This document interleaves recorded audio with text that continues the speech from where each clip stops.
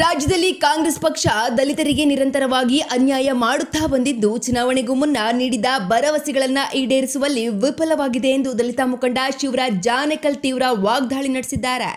ಮಾನ್ವಿಯಲ್ಲಿ ಸುದ್ದಿಗಾರರೊಂದಿಗೆ ಮಾತನಾಡಿದ ಅವರು, ಕಾಂಗ್ರೆಸ್ ಪಕ್ಷವು ದಲಿತರನ್ನ ಎಡಗೈ ಮತ್ತು ಬಲಗೈ ಎಂದು ಒಡೆದು ಆಳುವ ಮೂಲಕ ಸಮುದಾಯವನ್ನ ಛಿದ್ರಗೊಳಿಸಿದೆ ಮತ್ತು ಅಧಿಕಾರಕ್ಕೆ ಬಂದ ಮೇಲೆ ದಲಿತ ಸಮುದಾಯವನ್ನ ಸಂಪೂರ್ಣವಾಗಿ ಮರೆತಿದೆ ಎಂದು ಆರೋಪಿಸಿದ್ದಾರೆ.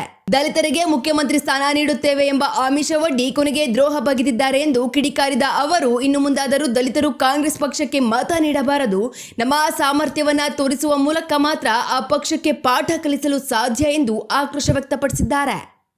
ಕಾಂಗ್ರೆಸ್ ಪಕ್ಷ ದೇಶದಲ್ಲಿ ದಲಿತರನ್ನ ವೋಟ್ ಬ್ಯಾಂಕಿಗೆ ಮಾತ್ರ ಬಳಕೆ ಮಾಡಿಕೊಂಡು ಇವತ್ತು ರಾಜ್ಯದಲ್ಲಿ ಮುಂದಿನ ದಿನಗಳಲ್ಲಿ ನಾವು ದಲಿತರಿಗೆ ಸಚಿವ ಸ್ಥಾನ ಕೊಡ್ತೀವಿ ಅಂತೇಳಿ ಪ್ರಾಣಾಯಕರದಲ್ಲಿ ಈಗಾಗಲೇ ಚುನಾವಣೆ ಸಂದರ್ಭದಲ್ಲಿ ಕಾಂಗ್ರೆಸ್ ಪಕ್ಷ ದಲಿತರನ್ನ CM ಮಾಡ್ತೀವಿ ಮತ್ತು ಈ ಸಂವಿಧಾನವನ್ನು ಉಳಿಸ್ತೀವಿ ಅನ್ನತಕ್ಕಂಥ ಹೆಸರಿನ ಮೇಲೆ ಇವರು 135 ಸೀಟು ಗೆದ್ದಂಥ ಇತಿಹಾಸ ಕರ್ನಾಟಕ ರಾಜ್ಯದಲ್ಲಿ ಇದೆ.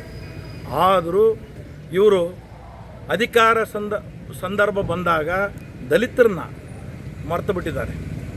ಆದರೆ ನಾವು ಯೋಚನೆ ಮಾಡಬೇಕು, ದಲಿತರು ಇವತ್ತು ರಾಜಕಾರಣಿಗಳಾಗಿರ್ಬೋದು, ಸಂಘ ಸಂಸ್ಥೆ ಆಗಿರ್ಬೋದು, ಇಡೀ ಕರ್ನಾಟಕ ರಾಜ್ಯದಲ್ಲಿ ಇವತ್ತು ದೊಡ್ಡ ಮೋಸ ಅಂದರೆ ತಪ್ಪಾಗಲಿಕ್ಕಿಲ್ಲ.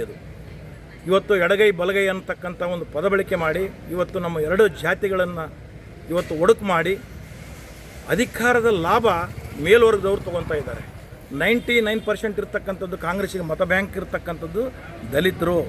ಇವತ್ತು 101 ಜಾತಿ ಮತ್ತು 61 ಜಾತಿ SC ST ಪದಗಳು ಮತ್ತು ಅಲ್ಪಸಂಖ್ಯಾತರು, ಹಿಂದುಳಿದವರು ಎಲ್ಲರನ್ನ ಹಣೆಪಟ್ಟಿಯನ್ನು ಕಟ್ಟಿ ಇವತ್ತು ಅಧಿಕಾರವನ್ನು ಹಿಡಿತಕ್ಕಂಥ